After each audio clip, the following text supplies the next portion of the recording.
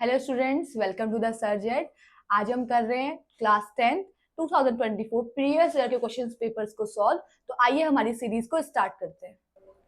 More than 3 million carbons compound have been discovered in the field of chemistry. The diversity of these compounds is due to the capacity of carbon atoms for bonding with one another as well as with other atoms. Most of the carbon compounds are poor conductors of electricity and have low melting and boiling point. ठीक है, तो हमें question पूछा गया है, write the molecular formula of first two members of homologous series having functional group Br। उसमें हमें Br जोड़ देना है। तो जब हमारी होमोलोगस का मतलब क्या होता है, हम CH2 ऐड करते रहेंगे, CH2 ऐड करते रहेंगे तो हमारा होमोलोगस सीरीज चालू हो जाती है। तो पहला आपका रहता है CH4, उसमें हमें Br जोड़ देना, तो आज आपका हो जाएगा, ये मीथेन है, ये बदल जाता है हमारा ब्रोमो मीथेन में, इसको हम बोलते हैं ब्रोमो मीथेन। उसके बाद आपका आता है C2H5, ठीक है, इसको कन्वर्ट कर दो, तो ये आपका बन जाएगा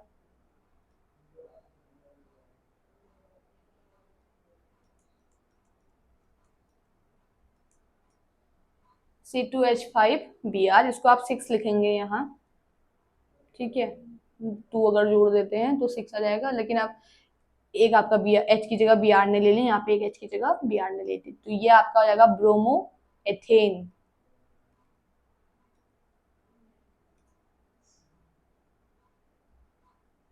ब्रोमोमीथेन, ब्रोमो एथेन, ठीक है।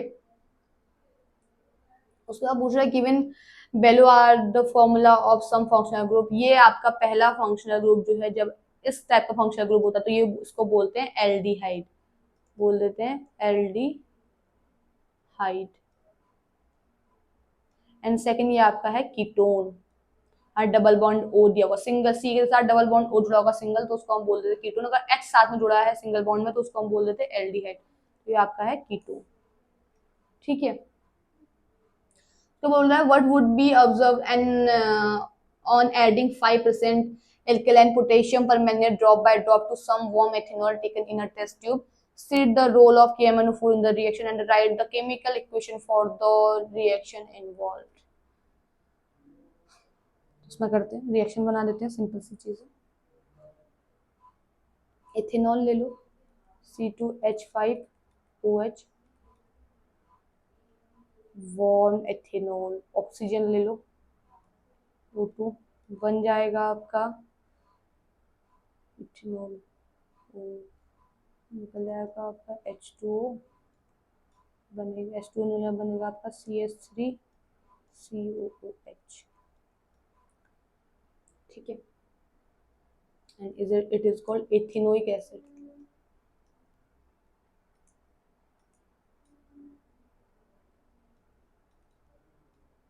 उसको हम बोल देते हैं एथेनोइक एसिड। इसमें क्या डाला है हमने, KMnO4।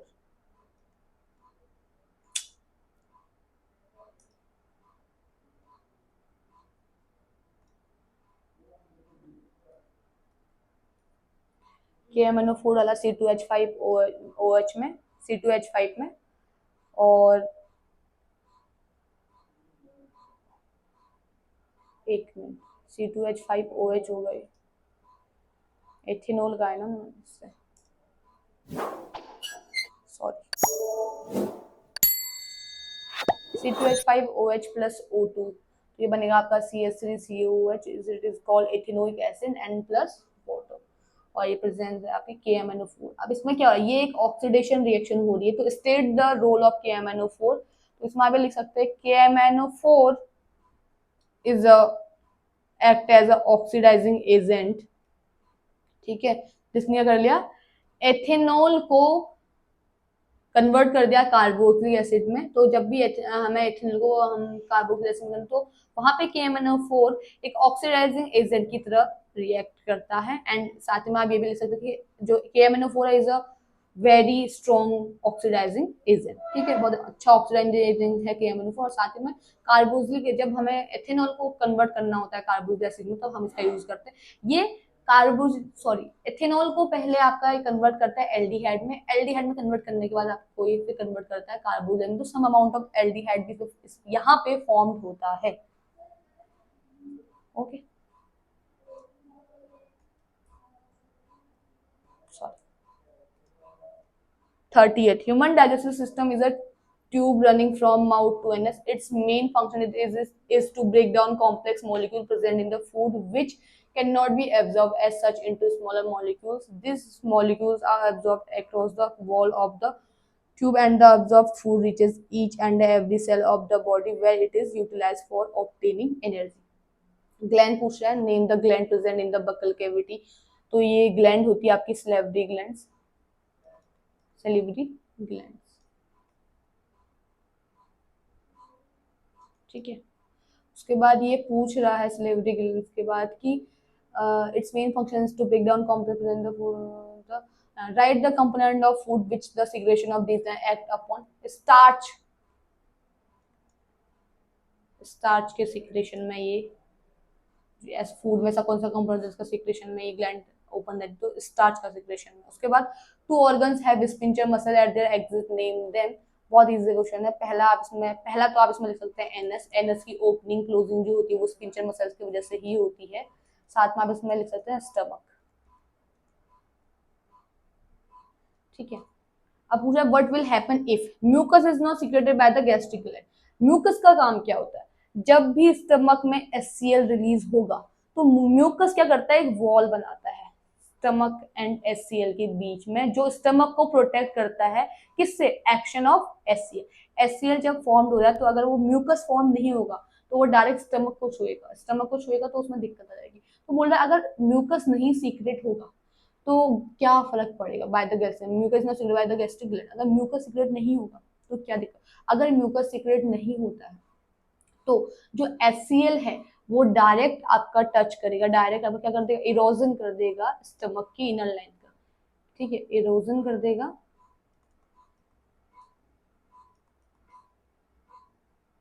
इनर लाइन का।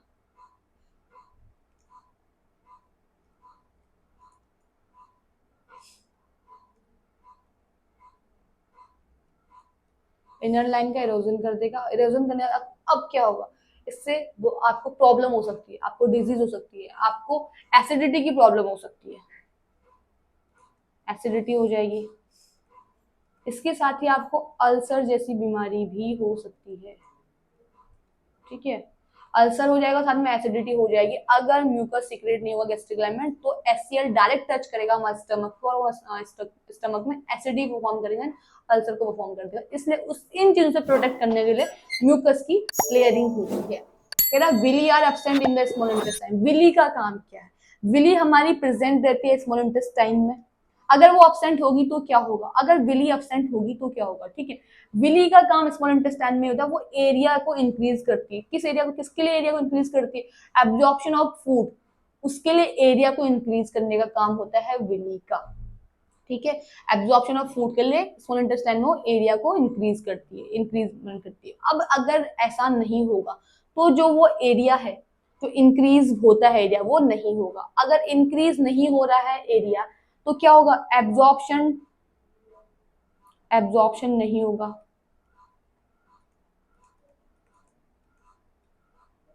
किसका,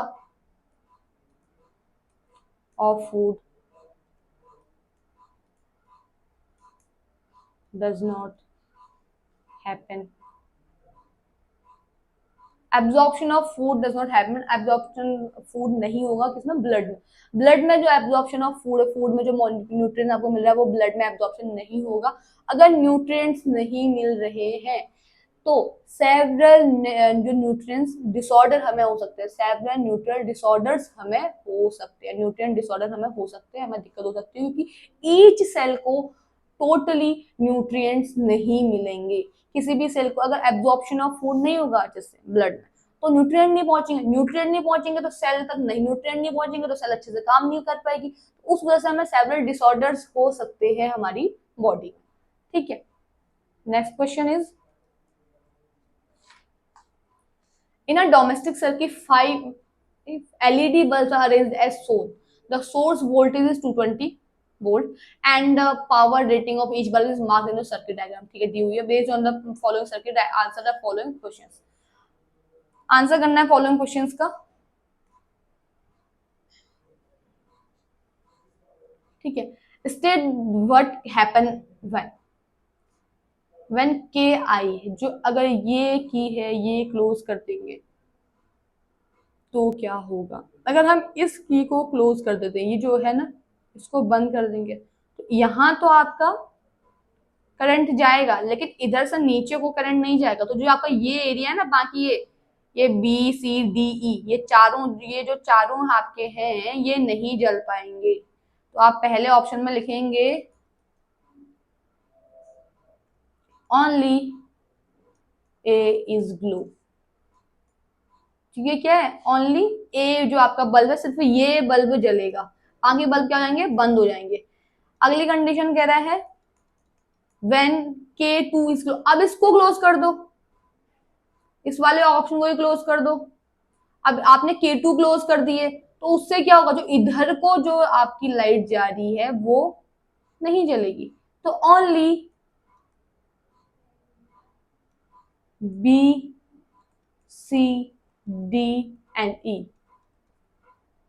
विल ग्लो, विल ग्लो। सिर्फ पहले कंडीशन में होगा ओनली ए विल ग्लो, सिर्फ ए ग्लो करेगा क्योंकि आप के आई को आप क्लोज कर दो। सेकंड कंडीशन में क्या होगा, सारे ग्लो करेंगे लेकिन सिर्फ ए ग्लो नहीं करेगा। अगला पूछ रहा है find the current drawn by the bulb B when it glows.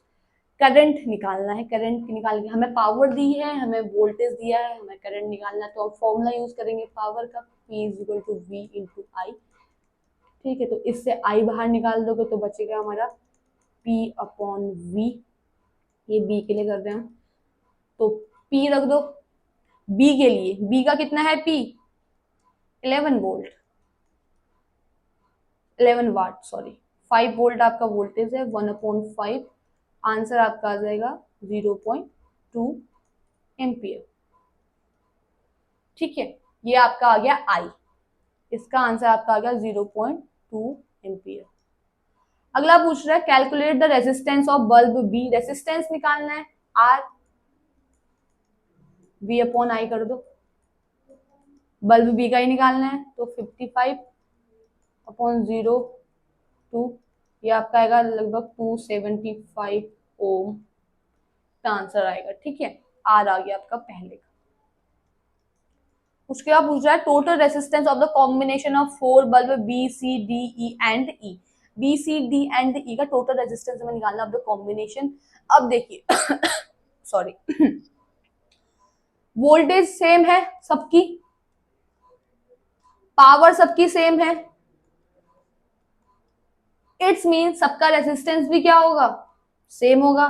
सबका रेजिस्टेंस सेम है और सारे सर्किट जुड़े किसमें, series combination, B C D E series combination में जुड़े हुए हैं। तो ऐड कर दो सबका रेजिस्टेंस, टोटल रेजिस्टेंस यहाँ सबका रेजिस्टेंस 275 होगा तो ऐड कर दीजिए।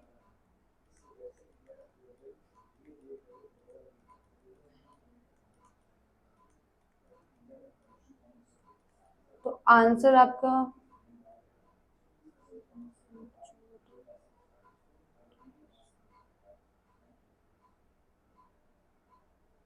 जीरो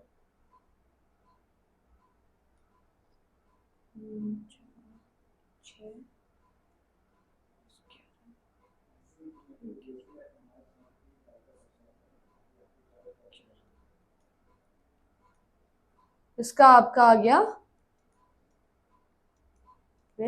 ओम, इसका आपका है 275 ओम।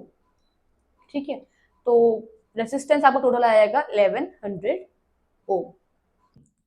तो स्टूडेंट्स, अगर आपको हमारी ये वीडियो पसंद आई है तो हमारे चैनल से जुड़े रहिएगा और हमारी अगली क्वेश्चन सीरीज हमारे चैनल पे जल्दी अपलोड होने वाली है। Thank you, wish you all the best.